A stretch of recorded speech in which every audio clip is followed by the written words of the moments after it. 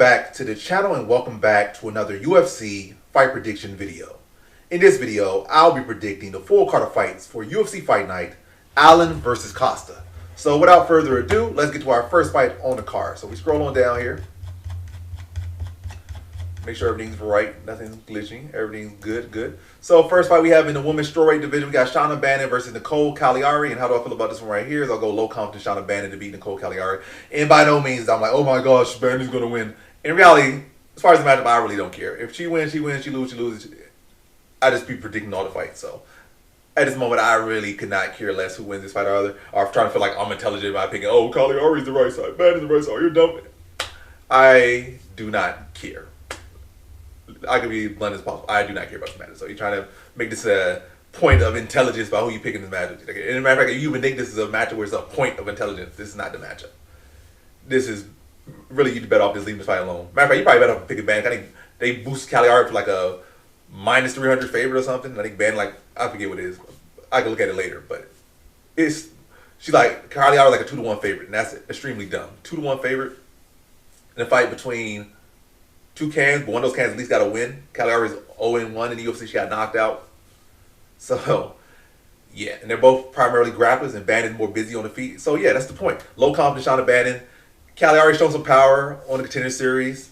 Didn't really get a chance to show any power in her debut fight. She got picked apart and knocked out. She looks like slow and couldn't get to her shot. Bannon's sort of quick. She's definitely more busy with her striking. Like, she's not really a damaging fighter. But she can strike, you know, she could like throw out. She's a cardio kickboxer. She's a soccer mom cardio, especially now she got a kid too. But the thing is, I think what inflated the odds so much, I think somebody started posting pictures of her pregnant. And I think she even posted on her own story.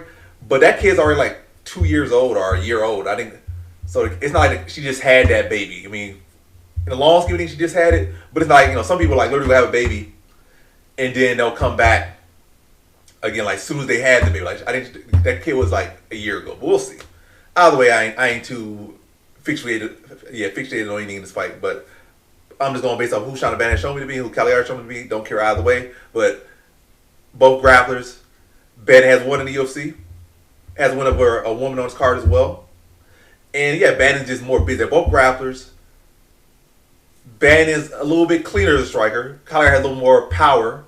But Bannon is busier, and she's tough. So I think she can take some of the damage if necessary, rally, and she can put out more output. I don't feel like Calliari is that high of output, and her striking arsenal is very limited and very predictable. So I think Bannon can deal with that, and then just ultimately be busier in this fight. And I think that's her path to victory. But we should see ultimately. But either way, ultimately I do not care. But yeah. So in this one, I got Bannon via decision. Now to our next fight. We have in the flyweight division, we got Barez versus Gurule. And how do I feel about this one right here is I'll go low confidence Barez to beat Gurule. I think Gurule is a solid fighter. I just don't feel like he really has, you know, in this particular matchup, a big upside. I don't feel like he can really use his grappling that well in this fight to great success. I don't see that happening. And striking wise, I don't feel like he's the more technical striker. He's definitely solid and all, but I just like one of those cases where I don't feel like he has a clear edge. I feel like Barez definitely has more power to him. And probably the better striker when you add in the power. And also more experience inside the UFC. And I think Gurule would be the better wrestler here, but I don't think he'll be able to use it to any great success. I think Barez could be able to address the grappling and should be out strike. If anything, I feel like Gurule at this level, I feel like he's more of a guy that, you know, just like he beat that D1 wrestler standout on the Contender Series because he was able to address his wrestling and outstrike him. Yeah, because he can address the wrestling. Like, his wrestling offensively is not that great. Or that useful, to be honest, at this level. Or has not shown to be that useful at this level. But defensively, he's solid enough to be able to address a D1 wrestler. Or at least a D1 wrestler that didn't transition that well over to MMA yet. And address that wrestling. And then outstrike him. But this fight, it's like, it's going to be a fight more so he's going to get the striking. I don't think his offensive wrestling is solid enough. I think Barez will be a better striker. And I think he'll be able to address the wrestling.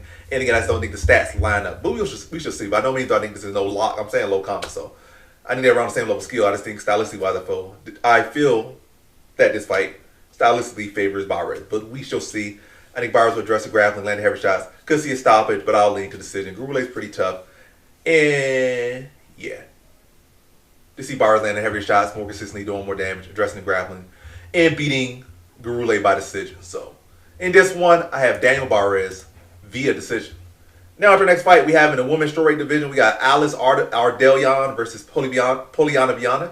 And this is the woman who Shauna Bannon beat. But for some reason, people feeling like, oh, Ardelean is this. Bannon ain't this. But how's Ardelean this if she lost to Bannon? Clearly. Yeah, people can't make up their mind. But anyway, Alice Ardelean really ain't beating them. Matter of fact, we look at people she beat. Have anybody she beat ever even had a win? Melissa Martinez. No, she lost to Melissa Martinez. That's a loss. Definitely didn't make it to the UFC. I think she went winless in the UFC and got cut to Rayando Santos. Monserrat Conejo Ruiz, she got like one win via grappling. And I haven't seen her really beat a thorough striker yet. And Ardelean, look at it, Viana, Jacqueline Amarin, amazing talent with dog Ardelean. Do we disagree? Iron would do the same thing to Ardelean. Jillian Robinson would do the same thing to Ardelean. Do we disagree? Jillian Robinson, like right around the title shot. Asmin Lucindo, probably gonna be fighting for the belt one time. Her like that chick's still probably her early 20s, mid 20s. Like again, all these women are still. I think Robinson probably just touched her 30 or getting close to 30. Amarim's still in her 20s for sure. Lucindo's definitely still in her 20s, probably like 25 now, 24. And these are amazing talents. Tabitha Ritchie was right there for a title shot. Look at who she's losing to. Ardelean don't really have any good abilities. She's even look at her face, she's like a male journeyman, but in a female's body. This is not somebody you should be feeling like, oh, Ardelean, praise Ardelean. You are a moron if you're thinking that way. Viana's clearly decided if we're just going to go for like dog or pass. I'm not saying put $100, $400. Well, you got money, do that. But if you got, some little extra pocket change, maybe 25, 50 on Viana, or, depending, 10. Yeah, at plus 165. But anyway, Ardelean, what's she really good at? Like, decent, like a journeyman, a female version of a journeyman. Not good at anything, but she's tough. A little bit of power, not really knockout power. Main thing, tough. Journey woman. I think Viana's the more technical striker. I think she's a more technical grappler. She obviously for better talent. But the thing is, she was just fighting elite competition. Like, she get dogged by elite competition. But, so what with Ardelean? So this is a huge step down for Viana. And by no means am I saying Viana's a lot. I'm saying, you got to pick one. Viana makes the most sense. That's all I'm saying. I think Viana can outwork Ardelean. Ardelean, not really a high work rate fighter, to be honest. And that's why she lost to Shauna Bannon. I feel like the fight was close, kind of, against Shauna Bannon. Then in the third round, Ardelean was just looking like lost. Like a cat had her tongue in the third round. And let Shauna Bannon, this cardio kickboxer, outwork her clearly. Like, Ardelean was doing well when she was throwing punches. Then she just literally stopped throwing punches. Not like Shauna Bannon was throwing heavy strikes at her. And now Shauna Bannon was level fading her and stuff, like level fading her, and she's like, oh, I got reacted like freedom. She literally froze up herself in that fight and just was just walking flat footed as hell, no game plan, and let Shauna Bannon just cardio point her to a decision. So you're a moron, you thinking this is sad. Win, lose, or draw, you're a moron if you putting money on Ardelean. That's just the fact of the matter. But anyway, I think Viana can outwork her. I think Viana can grapple with her. And I think she could win the decision here. I think this is a big step down for her. But again, by no means is this a lock either way, but I think Viana's the side. So in this one, I got Poliana Viana via decision. All right, now to the next fight we have in the middleweight division. We got Andre Petroski versus Cody Brundage. And how do I feel about this one right here is I'll go low confidence Andre Petroski to beat Cody Brundage. And yeah, mainly here, I'm not going to try to yap too much here with this one. I don't care to yap about anything too much. Just trying to get through this prediction video. But yeah, Brundage, this man got out-wrestled by Cedric Dumas. Got out-wrestled by another guy too recently. His wrestling defense has not been looking pretty good. Has not been looking the greatest. Petroski is probably one of the best wrestlers that he's fought. It's not like Brundage is like a big hitter, to be honest. Not consistently, at least. I think Petroski can score takedowns on him pretty consistently. And I was going to say submission. I think he can find a submission on Brundage as well. I could see, I worry about the chin of Petroski, but everywhere else I think Petroski's a better, has more power. I'm not going to say he's a better striker. I think Brundage is a slightly better striker. Petroski hits harder, though. Petroski's a better wrestler, better grappler. And I think he'll be able to get takedowns on Brundage. Maybe just grind him out to a decision. Like, that'd be less tiring, less taxing. That's one possibility. Another one where he might go for a heavier approach, take him down, try to drop a little bit of ground and pound, then try to set a submission. I'm going to lean to that more interesting outcome more so than the boring. Because he fought a guy recently in a win. His most recent win was like he just fought, a safe fight. Just takedown and control. Didn't really spin himself too much and got a clear decision. I can see him going that route against Brundage. Again, Brundage got out-wrestled by Cedric Dumas over 15 minutes. Who gets out-wrestled by Cedric Dumas? But either way, I think Petroski will be able to get the takedowns. And I think he'll go a little bit harder here. some ground and pound, and I think he'll be a set up submission on Brundage. And Brundage definitely has quit in him. It's not until you feel like, open in these fights that all of a sudden like, oh wait, I could possibly win this fight. And again, that could happen here. And then it turns a whole different scenario here. But I see Petroski being a run through, and I see Brundage mentally checking out, and Petroski being able to capitalize and submit him in the second round. So in this one, I have Andre Petroski via second round submission. Now for our next fight, we have in the bantamweight division, we got Caitlin Vieira versus Jacqueline Cavalcanti. And how do I feel about this one right here? Is I'll go low confidence Jacqueline Cavalcanti to beat Caitlin Vieira. So I just think Jacqueline Cavalcanti is a better overall fighter. Vieira will be the better grappler, but I don't think she'll be able to use it so much. I think Cavalcanti has been working well on her takedown defense and her ability to get back to her feet. So I think she'll be able to defend takedowns well. If she does get takedown, she'll be able to get back to her feet. And if anything, that would just be energy wasted by Vieira and make her already sloppy, striking even more sloppy now that she's tired. Her arms are a little bit tired from trying to wrestle. And make her shots even wider and loopier and easier to predict in time. But yeah, I don't think Cavalcanti stops her, but I think Cavalcanti will do a good job addressing grappling, doing a good job out pointing her. I think she'll land some good shots. I think she'll be able to hurt Vieira a bit. I'm not saying nothing crazy, but I think she'll have that power to, buzz Vieira a little bit, and get that respect. Otherwise, Vieira just coming at you swinging, like trying to tank your shots. But I think Cavalcanti will have the sharpness and the power enough to, be able to sting her a little bit, maybe rock her a little bit, but I don't think she'll put Vieira away or drop her. I don't see nothing like that, but competitive scrap, but Cavalcanti, again, mainly addressing grappling, being the clearly sharper striker, throwing more shots. Well, I'm going to say she throws more, because I feel like Vieira can be busy, but it's just like sloppy busy. So she might throw more strikes. Maybe, well, I'm not saying she's going to land more. I think she'll definitely, I'm not going to say definitely there, but I think she might throw more strikes. But I think Cavalcanti will definitely land more strikes. Whether she throws more or less, I think Cavalcanti will have a clearer, higher accuracy. Vieira probably having like 20 to 30, whereas Cavalcanti probably having like 35 to 50 connect percentage. And I think she beats Vieira by a clear decision here. But competitive, but clear for Cavalcanti. So in this one, I got Jacqueline Cavalcanti via decision. Now for the next fight, we have in the lightweight division, we got Tommy Gantt versus Artur Minev. And how do I feel about this one right here? Is I'll go low confidence Tommy Gantt to beat Artur Minev. And I just think Gantt is the better overall fighter. What Minev does have, he has a better chin. And he has more power, but I don't really think he's a very technical striker or a very technical grappler. Again, it's effective, but I feel like it's striking a little bit too loosey-goosey, kind of like sloppy, but again, when it connects, it's effective.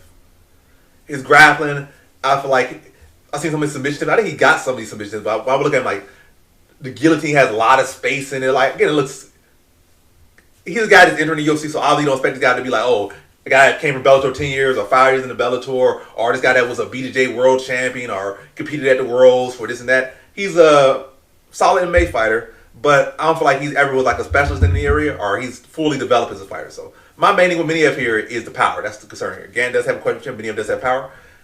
But I do think Gantt will be able to get the takedowns. I think he'll have much clearer grappling. And I think his striking is cleaner too. Obviously, Minev's striking has been more effective. It's more powerful. I feel like Gantt's striking is more technical.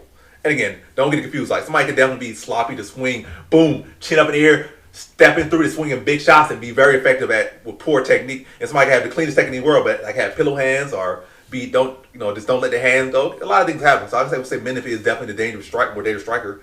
But Gantt is more polished, and I think he'll kind of try to drag Minev deep, especially with Minev coming in on short notice. I think Gantt will try to extend the rounds, take him down, control him. Try to pep him up, break him down before he really starts to get going with strike. Or maybe he started working behind the jab, maybe some little stab, front kicks to the body a little bit. No, slow the fight down, extend the fight, especially, again, Minev being a power puncher, Minev not really going the distance that much, and coming on short notice. So I think Gantt will try to extend him, take some of that zap, take some of that pop out of his hands, make him a little bit exhausted, then start to get his hands going. But more so like wrestling heavy approach early, or grapple, hug approach early. And then maybe strike a little bit in the mix later, and then go back to grappling. And I think he grinds Minev out to a decision. So in this one, I got Tommy Gantt via decision. Now for the next fight we have in the light heavyweight division, we got Tokkos versus Ivan Erslan. And how do I feel about this one right here? Is I'll go Ivan Erslan, low confidence to beat Tokkos. So yeah, Tokkos, what is his wrestling even? I think Erslan's probably the better wrestler here. Probably the bigger, stronger guy here. More powerful. Better striking. I don't know. Is Tokkos coming off a win? Yeah, so maybe the fact that what's named on 3-5 losing streak and Tokkos coming off a win might be something, but Tokkos striking did not look good his last fight. He just fought a guy that didn't have much grappling, and that's why he looked good. he was able to take a guy down that had very limited grappling and submit him. That's about it. And I picked him to win that fight. And he was underdog in the fight. But yeah, I think Erslan has fought better competition. And actually, I think his first fight in the UFC was one better. Because I think he got, 2 takedowns of his own against Kutilov and then was winning, I think, the third round. He had, I think, 2 close rounds he lost early. And he won, like, the third round, I believe, off my memory. But don't try to remember. By the way, the fight, whether my memory is sharp or a little dull, that fight, his Kutilov fight was relatively competitive. Pretty competitive. And I think Kutilov would beat Tokkos, but we're not going MMA math. We're not doing MMA long division. Mainly here, I think Erslan could address the wrestling of Tokkos. I think he'd be busy on the feet. I think he'd be more tough, more durable. I think his striking is further along. And yeah, I think he'll be address the grappling, throw more strikes, land a little heavier. I think this goes the distance. I think this is competitive, but I think Erslan, I just give him the edge in this one overall. Striking and grappling, I give him the edge in both those categories. And yeah, I think he'll address grappling, maybe some takedowns of his own. Relatively competitive fight. I can see Tokkos getting some takedowns. But ultimately, I just think Erslan will be able to have the better work here. Also, Tokkos not too long ago, he was having a way worse track record. Wasn't Tokkos getting knocked out every single fight by prospects? We can't forget about that. Prior to that, yeah, he got knocked out by Omar Snow. He got submitted by Omar C early. And then he got... I know this is not accurate. I remember getting knocked. Did he get knocked out by, somebody changing the timeline? I'm pretty sure like they taking fights off. They're trying to clear this guy record up. They're trying to take away his Contender Series fight. That's what it is. He was on Contender Series like twice, and I'm pretty sure he got knocked out both times. Or he was getting first round. But anyway, irrelevant. Who cares? Ivan Erslan decision. I'll go back and look at that and laugh at that after this video is done. Matter of fact, it is what it is. Let's look at Google. We doing something a little different today. We having some laughs. Because I hate when Tapology be trying to change up things for narratives. Yeah, he left the UFC. He got killed by Ming Zhang. Not road to UFC. KO'd. He been KO'd twice. Submitted. Okay. So he was fed to prospects twice. It seemed like more, by the way. Yeah, Ivan Erslan decision. Next, we got in the welterweight division, we got Nikolai Veretennikov versus Chaos Williams. And how do I feel about this one right here? Is I'll go low confidence Chaos Williams to beat Nikolai Veretennikov. And yeah, I think grappling relatively a non-factor, but if anything, Williams will have the grappling advantage. Veretennikov was getting out wrestled by a midget lightweight striker, taken out multiple times by a midget lightweight striker. And with Prado, he arguably should have lost that fight. They just gave it to him. Yeah, Prado. I mean, his takedown was kind of decent against Soriano at points. But, yeah. Got dominated by Vanderford. Lost the Barlow. I feel like this kind of similar to the Barlow fight. And Chaos Williams has had, I feel like Chaos Williams has more tools than more tools than what's his name? Than Danny Barlow. But we'll see. All in all, if anybody's going to have a grappling advantage, it's Williams. Veretennikov has never shown, if anything, Veretennikov has had a big Achilles heels to grappling. He has never had, I'm the guy that's taking people down and have any success at any point. When you look at outside the UFC, it's still the same thing. He has never had any great success wrestling anybody that is any bit decent. Maybe some guy that was like 0-15. Anybody like they had world-class jiu-jitsu when they're decent and they're fighting a guy who's like 0-15 or 5-4 or even 10-8 in there. Have like all those submission losses. All those 8 losses or submission losses are getting held down. So maybe against those guys. But anybody decent in his wrestling has not looked good defensively or offensively. So if any, Williams low-key might have the advantage. Even though he doesn't do it himself either. I think his grappling is much better than Veretenikov's offensively and defensively. But that's not saying much because Veretennikov is terrible in that department.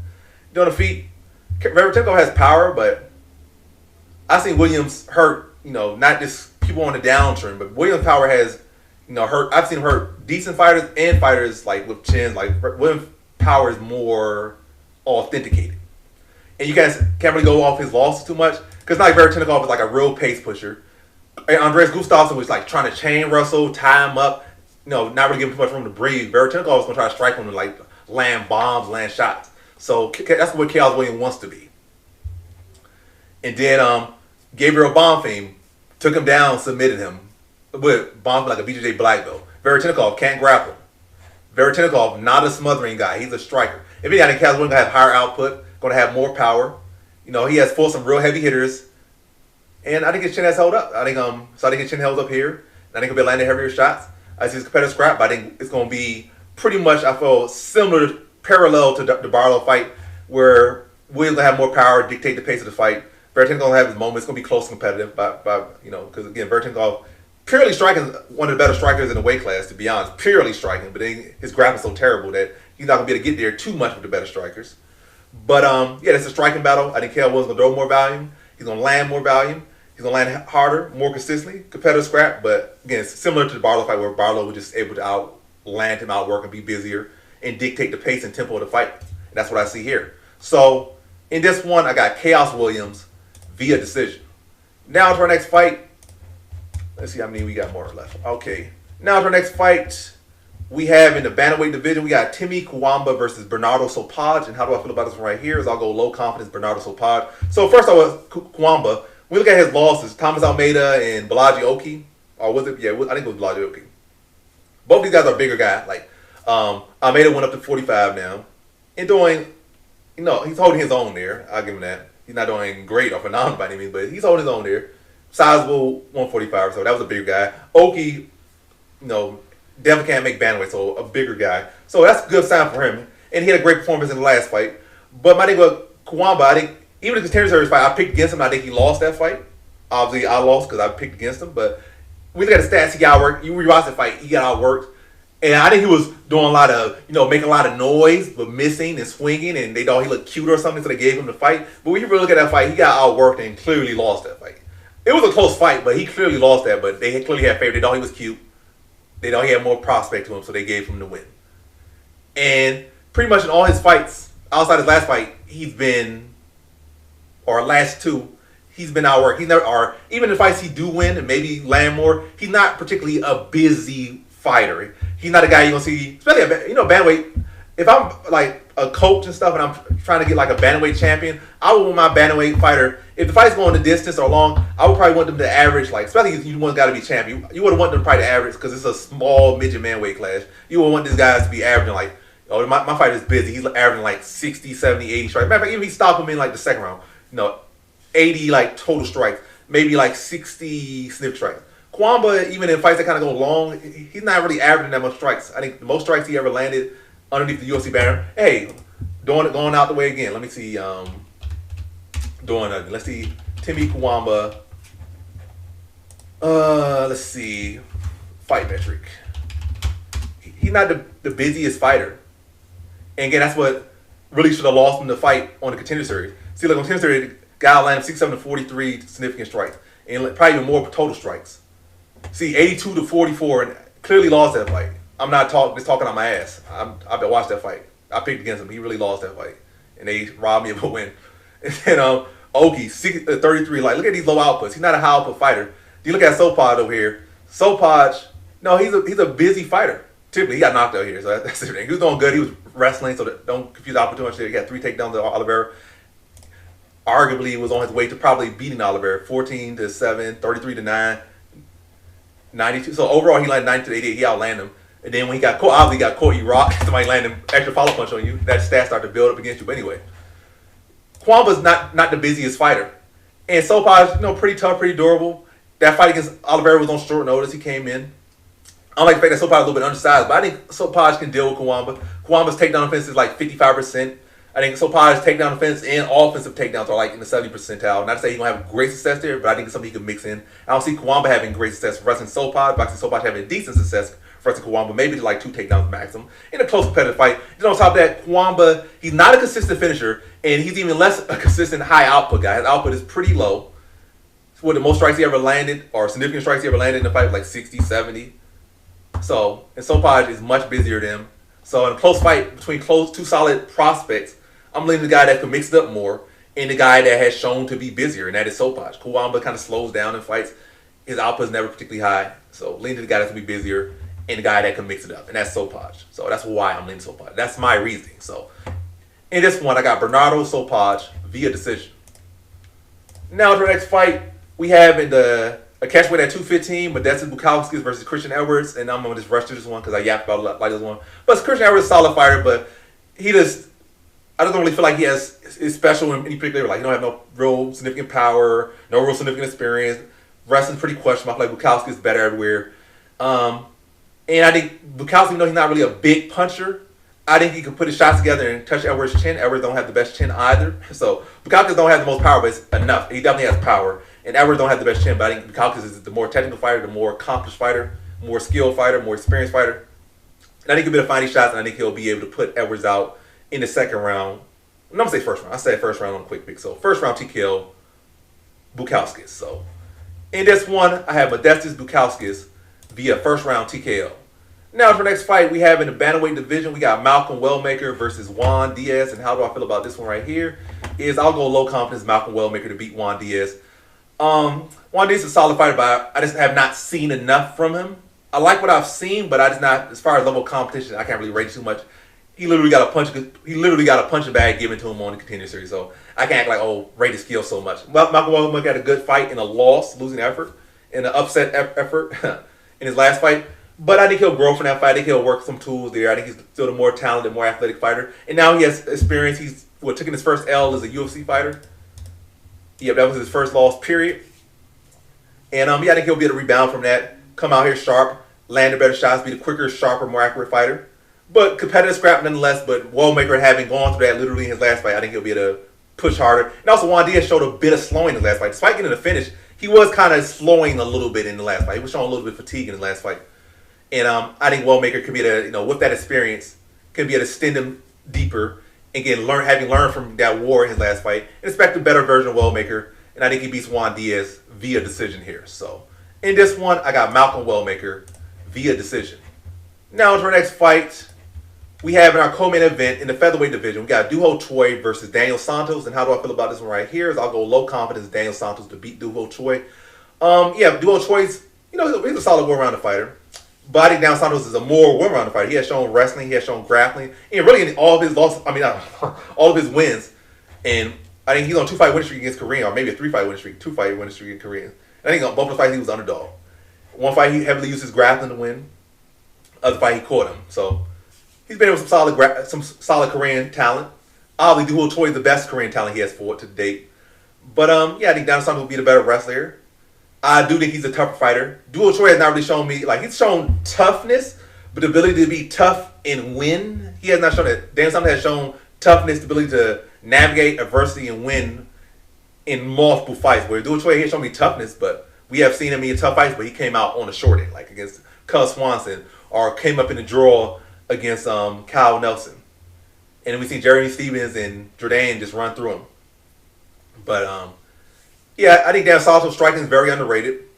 His toughness can't be underrated, but it should definitely not be overrated. You start living off your toughness too much, then somebody starts showing you, this is the curse of being tough. Somebody's gonna put it on you, and you can only be so tough. But I think Daniel Santos come here, mix up the striking with the grappling, have good success there, and I think he'll ultimately. I think the biggest factor for Santos, I think he'll be able to outgrind Duho Choi. Again, Duho Choi tough.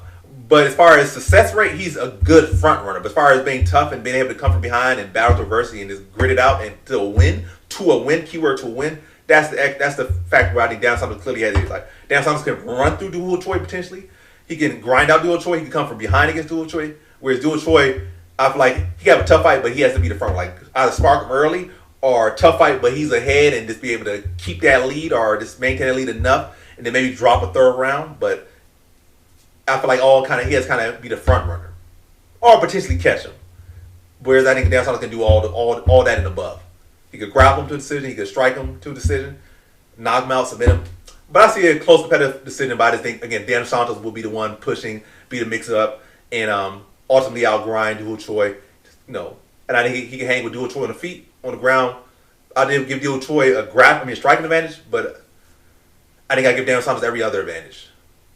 Yeah, striking and power, but Daniel Santos could strike and he got power of his own. But again, I get Duho Choi advantages in those areas, but I think grappling goes to Daniel Santos, experience in both winning and battling through adversity, conditioning advantage, toughness advantage, etc., etc.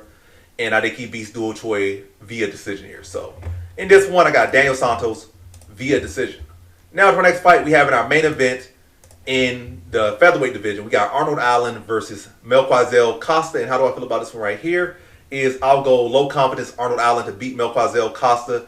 So yeah, I think Costa is a solid fighter. He's on an amazing run right now and definitely has better momentum. But I think 5 rounds favor Arnold Allen. He has been in way more wars in the UFC. Has been in way more tough. Like he's been in with Holloway. I think when that was a 5-round fight. He's been in there with Movsar Evloev, a guy who might be a potential future champion in this weight class. I'm still undefeated. Had a good competitive record. So he's been with some solid guys. He's been in with Giga Chikadze, world-class striker.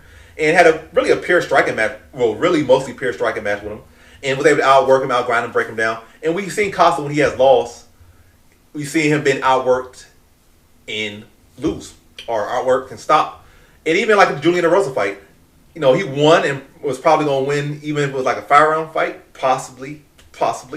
But I did see it wasn't a smooth win. Like he was kind of like drugging to the end of that fight. It wasn't a smooth process. So Melquizael Costa is definitely a guy that's like a slow cooker. He's definitely not like a grinder type fighter. Like a fighter that's going to just get stronger as the fight goes on is what I'm saying. He's not a guy that's like going to be pushing the pace and only going to get better as the fight goes on or just keep the same pace throughout. I feel like he's a fighter that kind of, he declines. Arnold Allen is a fighter that can be like a pace, like he gets stronger as the fight goes on. He's tough, he's durable, hard to put away, and he's going to be in your face the whole time. And again, if anything, if you have an issue in the first round, you're going to have a big problem later on. That's why I kind of say I feel like Costa can look kind of good early with the kicks.